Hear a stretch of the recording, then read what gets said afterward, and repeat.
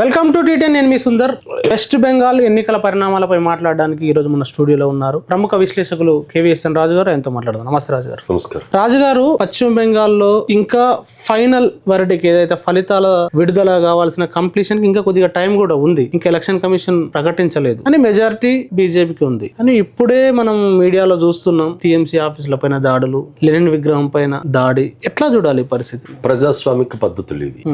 ఎన్నికలు జరగడం సహజం. ఎన్నికలు జరిగినప్పుడు గెలుపోటములు సహజం. ఎన్నికలు గెలుపోటములతో ఒక పార్టీ గెలిచిన పార్టీ ఓడిన పార్టీ మీద దాడులు చేయడం అన్నది చాలా దుర్మార్గమైంది. ఇది అప్రజాస్వామికమైంది. ప్రజాతంత్రవాదులందరూ దీన్ని ఖండించారు.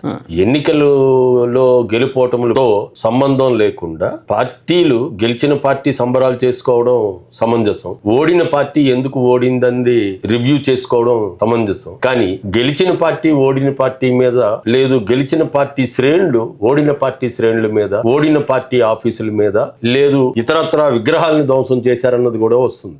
ఒక విగ్రహాలను పెట్టారు అని అంటే దానికి ఒక పర్పస్ ఉంటుంది. సో దాని మీద కూడా దాడులు చేస్తున్నారన్నది ఇది చాలా అప్రజాస్వామికం. కేంద్రంలో 12 సంవత్సరాలుగా అధికారంలో ఉన్న ఎన్డీఏ ప్రభుత్వం మోడీ గారి నాయకత్వాన ఇటువంటి దాడులు జరగకుండా ఆపాలి తప్ప ఇటువంటి దాడుల్ని ప్రోత్సహించేటట్టు పార్టీ బీజేపీ పార్టీ గాని, కేంద్రంలో అధికారంలో ఉన్న ఎన్డీఏ పార్టీ గాని, ఎన్డీఏ గాని అది చేయడం అన్నది కరెక్ట్ కాదు. అంటే 2011లో టీఎంసీ గెలిచిన సందర్భంలో కూడా ఇలాంటి దాడుల్ని మనం చూడవచ్చు. అదేవిధంగా 1972 నుంచి 76 వరకు కూడా అప్పుడు జరిగిన పరిణామాలు, జ్యోతిబాసు గారు ఆల్ ఇండియా రేడియోలో మాట్లాడిన అంశాలను కూడా ఒకసారి ప్రేక్షకుల ముందు మాట్లాడాల్సిన అవసరం ఉందనిపిస్తుంది. మీకు 72 అంశం మీరు గుర్తు చేస్తే 72లో అప్పుడు లెఫ్ట్ ఫ్రంట్ పార్టీలే, లెఫ్ట్ ఫ్రంటే ఆ ఎన్నికలనే బహిష్కరించాయి.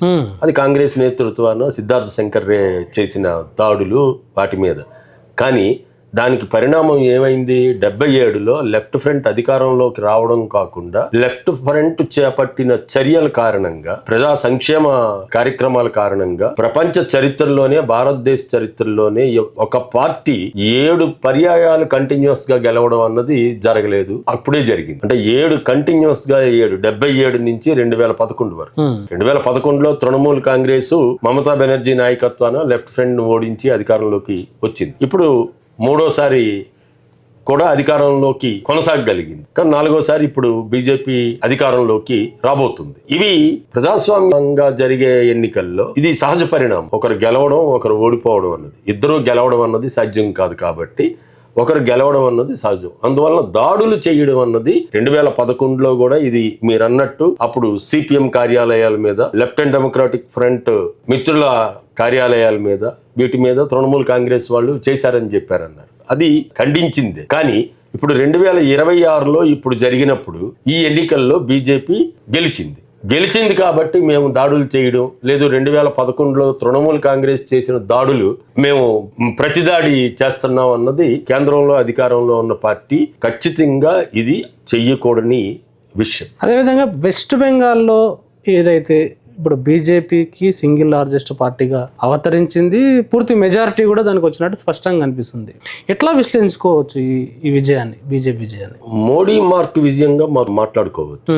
మోడీ గారి మార్కు విజయం అని ఎందుకు నేను అన్నాను అని అంటే, మోడీ గారు 2014లో అధికారంలోకి వచ్చిన తర్వాత ప్రజలు, దేశం, వాటికి సంబంధించిన విషయాలు, ప్రజల బాగోగులు, దేశం బాగోగులు ఇవి కాదు. ఆయనకి కావాల్సింది ఏంటి అని అంటే, ఇప్పుడు మేము ఎన్ని రాష్ట్రాల్లో అధికారంలో ఉన్నాం, ఆ రాష్ట్రాల్లో అధికారంలోకి రావాలి అని అంటే ఏం చెయ్యాలి? ఏ పొలిటికల్ పార్టీ అయినా గెలవాలనే కదా చూస్తుంది. అది సహజం. అది కానీ గెలవాలని కోరుకోవడం ప్రజాస్వామ్యతంగా ఉండాలి, ప్రజల్ని ఆకర్షించి ఉండాలి, ప్రజలకు ఒక పథకాలు, సంక్షేమ పథకాలు ఇవ్వడం గాని, ప్రజల బాధల్లో పాలు పంచుకోవడంలో గాని, ప్రజల్ని ఆ రూపంలో ఆకర్షించుకొని వాళ్ళకి సేవ చేస్తూ అధికారంలోకి రావడం ఏ పార్టీ అయినా కోరుకుంటుంది మీరు అన్నట్టు. కానీ బీజేపీ కోరుకుంటుంది ఆ రూపంలో కాదు. మరి ఏ రూపంలో అని అంటే, ఇప్పుడు మీకు 90 లక్షల పైన సర్ అమలు చేయడం ద్వారా సుమారు 80 నియోజకవర్గాలు ఎక్కడైతే మైనారిటీస్ ఎక్కువగా ఉన్నారో, ఎక్కడైతే మైనారిటీస్ ప్రభావితం చూపిస్తున్నారో, ఎక్కడైతే ఇతర పేదలు ఒక సెక్షన్ గా ఉన్నారు, అక్కడ ఈ సర్రు అని అనేక విశ్లేషణలు వచ్చాయి, అనేక వార్తలు వచ్చాయి. ఇప్పటికే అది బీహార్లో ఎలా గెలిచారన్నది వచ్చింది. ఇప్పుడు బెంగాల్లో స్పష్టంగా తెలుస్తుంది. కింద గతంలో ఉన్న దానికన్నా ఇప్పుడు 190 సీట్ల వరకు బీజేపీకి వస్తున్నాయి అని చెప్పి అంతవరకు. కానీ తృణమూల్ కాంగ్రెస్ 4వసారి కూడా 10 సీట్లు 20 సీట్లు 30 సీట్లకో కాదు, తను కూడా ఇప్పుడు 90 పైన సీట్లలో వస్తున్నట్టు వార్తలు వస్తున్నాయి. కానీ ఎన్ని సీట్లు వచ్చినా ఉపయోగించి 90 లక్షలు ఇట్లా నియోజకవర్గాల్లో తీశారండి. దాని లిస్ట్ కూడా ఇవ్వలేదు. అంతకుముందు ఇది సుప్రీంకోర్టు మీదలో కూడా వెళ్ళింది. సరే, మమతా బెనర్జీ ఏం పోరాటం చేసింది ఏంటి అన్నది పక్కన పెడితే నమూనా అంటే మేము ఏమి చేసైనా ఎన్నికల్లో గెలవాలి. దీనికన్నా కీలకమైంది, ఒక రాష్ట్రంలో గతంలో 6 ఫేజులు ఎన్నికలు అయ్యాయి, ఇప్పుడు 2 ఫేజుల ఎన్నికలకే కుదించారు. రెండోది, నేవీ తప్ప ఇతర పారామిలిటరీ బలగాలన్నింటినీ బెంగాల్లోని అన్ని నియోజకవర్గాల్లో కూడా కేంద్ర బలగాల్ని పెట్టారు.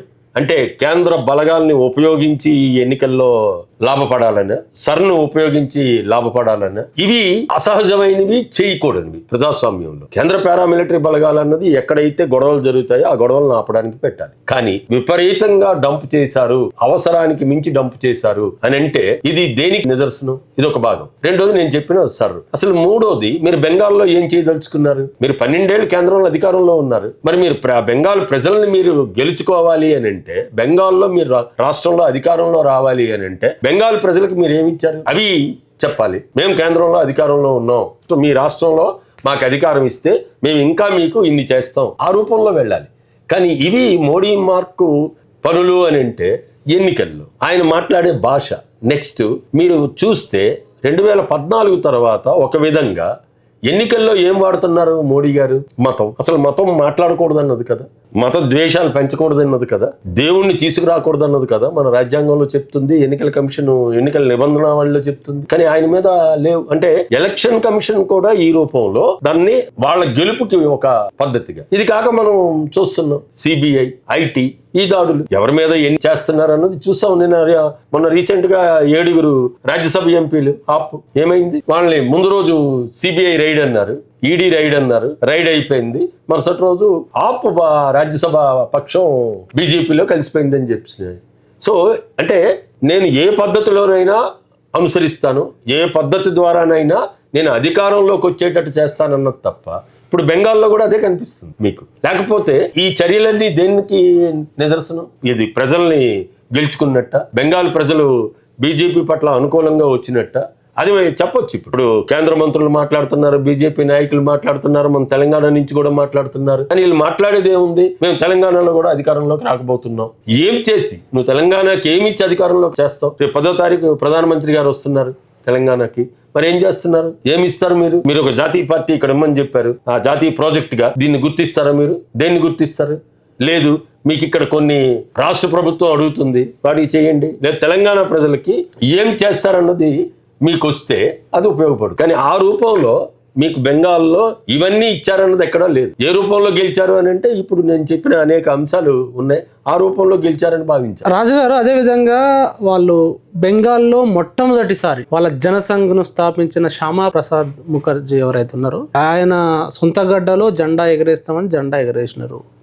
ఇప్పుడు సౌత్లో ముఖ్యంగా తమిళనాడులో అసెంబ్లీలోకి ఎంటర్ అయినారు, కేరళలో అసెంబ్లీలో ఎంటర్ అయినారు. గతంలో ఉండే మళ్ళీ మొన్న లేదు, ఈసారి మళ్ళీ ఎంటర్ అయినారు. సో మొత్తంగా ఏ రూపంలో వాళ్ళు ఏ వ్యూహాలు ఎంచుకున్నారు అని మీరు మీ అనాలిసిస్ ఎట్లా ఉన్నా వాళ్ళు విస్తరించారు అనుకోవడానికి లేదా? విస్తరించారు అనుకోవడానికి మీరు అన్నట్టు ఒక సీటు తమిళనాడులో గెలవబోతున్నారని చెప్పినని, కేరళలో 3 సీట్లు గెలవబోతున్నారని చెప్పినని, గత అసెంబ్లీలో లేకపోయినా అంత ముందు అసెంబ్లీలో ఒక సీటు గెలిచారు. గత అసెంబ్లీలో 21 జరిగిన అసెంబ్లీ ఎన్నికల్లో కేరళలో ఉన్న సీటు కూడా పోయింది. ఇప్పుడు 3 సీట్లు గెలవబోతున్నారని చెప్పినని ఉంది. కానీ వీటిని ఇదేదో ఎంటర్ అవుతున్నారని చెప్పేసి అన్నది కాకుండా తమిళనాడులో కూడా అదే చేశారు. కానీ ఎక్కడ సక్సెస్ అయ్యారు? తమిళనాడులో ఇప్పుడు విజయ్ అధికారంలోకి వచ్చే అవకాశం ప్రజలు ఇచ్చారు తప్ప బీజేపీని తిరస్కరించారు. బీజేపీ ఫ్రంట్ ఉన్న అన్నా డిఎంకేని చేశారు. నెక్స్ట్ డిఎంకే మీద అసంతృప్తి ఉండొచ్చు, యాంటీ ఇన్కంబెన్సీ అని అంటాం మనం. అధికారంలో ఉన్నప్పుడు అధికారంలో ఉన్న పార్టీ మీద మీకు ప్రజలు అసంతృప్తి ఉండడం వల్ల మీకు ఈ ఓటు ఎటు వెళ్ళింది? మరి బీజేపీ సౌత్ లో ఎంటర్ అవుతుంది అని అంటే బీజేపీకి రావాలి, లేదు బీజేపీ భాగస్వామిగా ఉన్న అన్నా డిఎంకేకి ఫ్రంట్ కి రావాలి. కానీ అన్నా డిఎంకే ఫ్రంట్ తరుడికే వెళ్ళిపోయింది. విజయ్ పార్టీ ముందుకు వచ్చింది టీవీకే, లేదు డిఎంకే ఫ్రంట్ అద్దగినిగా ఉంది తమిళనాడు వరకు తీసుకుంటే. అందువల్ల అది కాదు. కేరళ తీసుకుంటే ఎల్డిఎఫ్ యూడిఎఫ్ అన్నది గత 50 సంవత్సరాలుగా జరుగుతుంది. గత ఎన్నికల్లోనే ఎల్డిఎఫ్ రెండోసారి అధికారంలోకి వచ్చింది. ఇప్పుడు 10 ఏళ్ళు కంటిన్యూస్ గా అధికారంలో ఉన్నప్పుడు కొంత యాంటీ ఇన్కంబెన్సీతో మీకు యూడిఎఫ్ అధికారంలోకి వచ్చింది ఇప్పుడు. కానీ దాన్ని బీజేపీ ఏమి ఎంటర్ అవుతుందని చెప్తారు, లేదు లెఫ్ట్ లేకుండా పోయిందని ఎట్లా చెప్తారు, ఇక్కడ డిఎంకే లేకుండా పోయిందని ఎట్లా చెప్తారు. ఇది ఇప్పుడు చెప్తున్నారు వాళ్ళు, డిఎం ముక్త భారత్ అని చెప్పినని, సిపిఎం ముక్త భారత్ అని చెప్పినాయని. అవి కాదు. సిపిఎం నాయకత్వాన్ని ఉన్న ఎల్డిఎఫ్ ప్రతిపక్షంలో ఉంది, డిఎంకే నాయకత్వాన్ని ఉన్న ఫ్రంట్ తమిళనాడులో కూడా ప్రతిపక్షంలోకి ఉంటుంది. బీజేపీ ప్రతిపక్షంలోకి రాలే కేరళ గాని తమిళనాడు గాని, అసలు కన్సిడరబుల్ సీట్లే రాలేదు.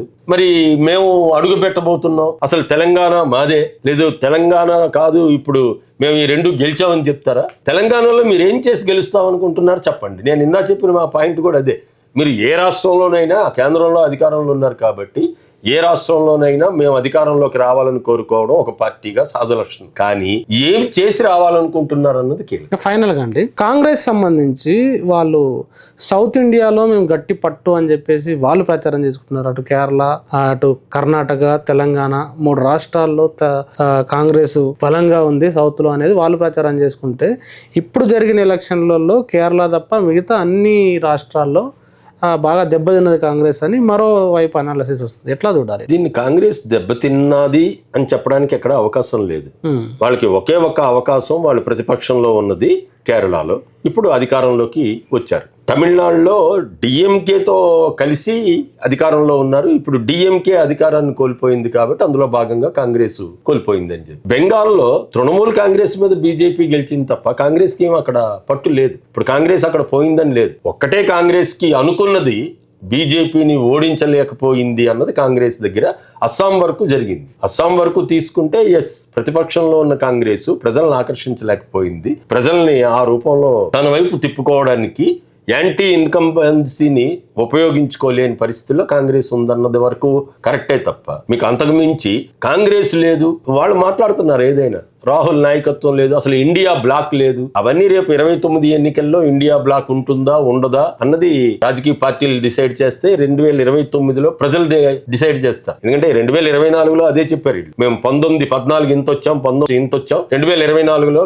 400తో వస్తామని చెప్పి ప్రజలు చెప్పారు. 240 చాలు మీకు అని చెప్పి ఆపారు. రేపు అవన్నీ చేస్తారన్నది 29 ఎన్నికలప్పుడు చూడదు. కానీ ఇప్పుడు ఇవి ప్రత్యక్షంగా చూస్తే కాంగ్రెస్ ఏమైంది అన్నది కాదు. చివరిగా నేను చెప్తుంది ఏంటి అని అంటే, మీరు అధికారంలో ఎన్నాళ్ళు కొనసాగుతారన్నది కాకుండా మీకు 5 ఏళ్లు కొనసాగడానికి అవకాశం ఇచ్చారు. ఎన్డీఏ ప్రభుత్వానికి బీజేపీకి 3 సార్లు అవకాశం ఇచ్చారు కేంద్రంలో. ఇప్పుడు బెంగాల్లో అవకాశం ఇచ్చారు. మీరు ప్రజలకు ఏం చేస్తారు? నిరుద్యోగాన్ని ఎట్లా పరిష్కరిస్తారు? చదువుని ఎట్లా పరిష్కరిస్తారు? ఆరోగ్యాన్ని ఎట్లా పరిష్కరిస్తారు? లేదు ఇప్పుడు గ్రామీణ ఉపాధి హామీ పథకాన్ని మీరు నిర్వీర్యం చేశారు, దాన్ని ఏం చేస్తారు మీరు? అవి ప్రజలు ఇప్పుడు ఈ రోజు బయట జరుగుతున్న యుద్ధాల కారణంగా ప్రజల మీద పడుతున్న భారాల్ని మీరు ఏ రూపంలో తగ్గిస్తారు? ఇవి ప్రజలకు కావాలి. అలాగే దేశం ఇప్పుడు అనేక రూపాల్లో ప్రభావం పడి ఆర్థిక వ్యవస్థ దెబ్బతింటుంది అని చెప్తున్నారు. ఆ ఆర్థిక వ్యవస్థని కాపాడడానికి కేంద్రంలో మీరు అధికారంలో ఉన్నారు కాబట్టి, అలాగే బెంగాల్లో ఇప్పుడు అధికారంలోకి వచ్చారు కాబట్టి ఏం చేస్తారు అన్నది అవి ఉండాలన్నది కోరుకుంటున్నాను. థ్యాంక్ యూ వెరీ మచ్ రాజు గారు. ప్రజలారా చూసారు కదా, బెంగాల్ సంబంధించిన విజయం తర్వాత ఏదైతే దాడులు ఉన్నాయో అవి అప్రజాస్వామికం. నిజంగా గెలిస్తే సంబరాలు చేసుకోవచ్చు ఏ పార్టీ అయినా. దాడులు అనేవి మాత్రం ప్రజాస్వామికం కాదు. మిగతా అంశాలపైన కూడా రాజు గారు చాలా క్లియర్ గా కొన్ని విశ్లేషణలు మీ ముందు ఉంచారు. వాటిపైన తప్పకుండా మీ కామెంట్ రాయండి. Thank you very much. చూస్తూనే ఉండండి టీటీ.